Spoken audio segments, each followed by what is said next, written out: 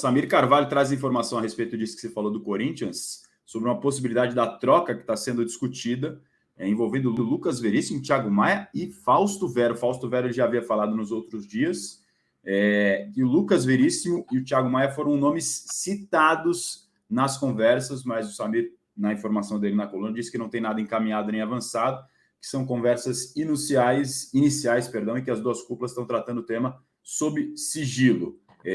Que o Corinthians tem interesse no Gabigol e o Flamengo teria sinalizado o interesse no Lucas Veríssimo, é a informação que o Samir traz na coluna dele de hoje. Pelo jeito, essa conversa ainda vai render. O Gabi falou que pode ser o último ano dele no Flamengo, se, claro, não houver renovação, e ele falou, né, que a renovação acabou travando e não foi assinada. Tudo muito incerto ainda por enquanto, Luísa.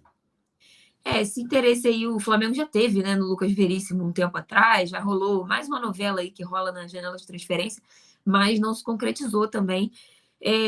O empresário do Gabigol deu uma entrevista ontem ao GE, dando crédito aqui, explicando a situação da renovação pelo lado do jogador. Ele diz que está tudo certo, que foi uma informação que a gente teve, que estava encaminhado, estava tudo encaminhado na época que isso foi concretizado em outubro. Na época a gente deu essa informação que estava encaminhado, o Flamengo acreditava num Gabigol durante 10 anos, né, completando 10 anos de Flamengo, dando esse voto de confiança mesmo no momento de baixa.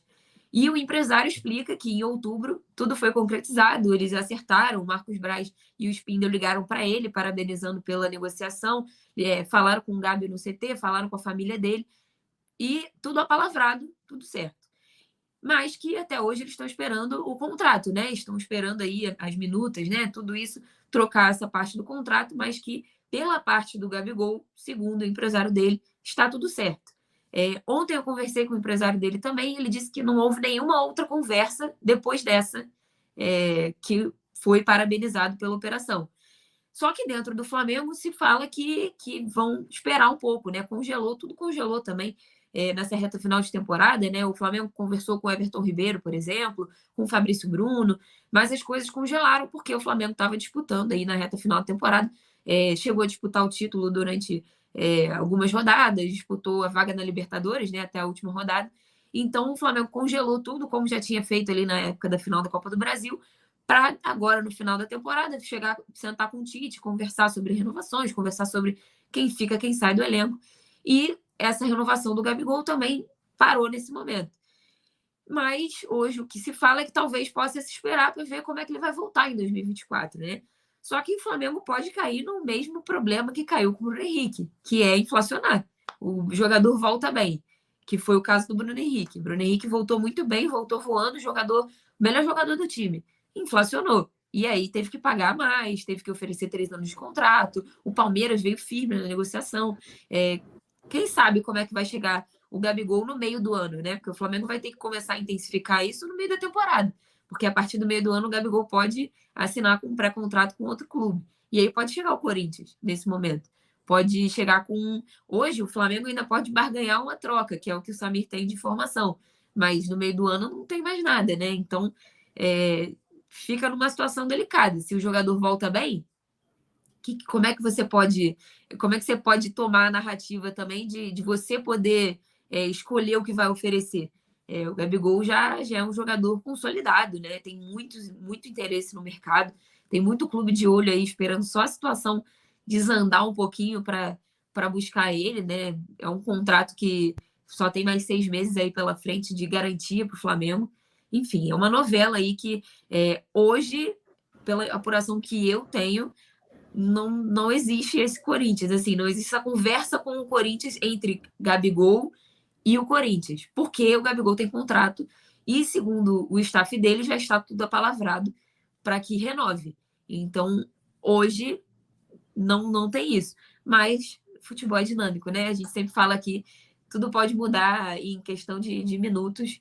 E, enfim, é uma situação que vai se desgastando aí ao longo do ano. E aí eu volto a dizer, quando você não está ganhando, é normal que tenha desgaste. Vários jogadores desse elenco atual desgastaram com o Flamengo ao longo do ano. O próprio Rodrigo Caio falou que ele decide sair porque tem um desgaste, claro. Não foi com a diretoria, foi com o Sampaoli, por exemplo. Tem um desgaste, né? É natural que tenha. O jogador já está desde 2019 no clube, teve aquela discussão dele com o Marcos Braz. É natural que tenha, né? Mas aí são coisas que vão se somando ao longo da temporada e que chega agora e como janela, né? Enfim, os clubes estão de olho, tá todo mundo querendo, e aí vai criando a bola de neve e vai ficando maior. Tanto é incerto que o próprio Gabigol disse que ele não sabe o que vai acontecer, porque ele fala que é o último ano dele no Flamengo se de fato não renovar, que ele quer que seja especial, mas ele mesmo não descarta nenhuma possibilidade, ele deixa tudo ali no ar. Se for o último ano dele no Flamengo, ele quer que seja especial, a ver o que vai acontecer nas cenas dos próximos capítulos. Todo esse cenário que a Luísa descreveu para a gente consegue ter uma ideia do que está em jogo. Se o Flamengo quiser apostar nele agora, renova antes, assumindo o risco de apostar numa recuperação dele depois de um ano que ele foi em baixa. Se deixar para depois, abre a brecha do risco de outros clubes a oferecerem mais dinheiro, inflacionar o negócio e também perder esse poder de barganha, porque quanto menos tempo de contrato o jogador tem, menos o clube tem poder para negociar, porque aí ele fica mais perto de terminar o vínculo e pode assinar um pré-contrato 6 meses antes. Luísa, obrigado demais pela participação com a gente aqui no De Primeira. Acho que você vai voltar mais vezes para falar de Gabigol. Valeu, até a próxima. Gabigol sempre rende.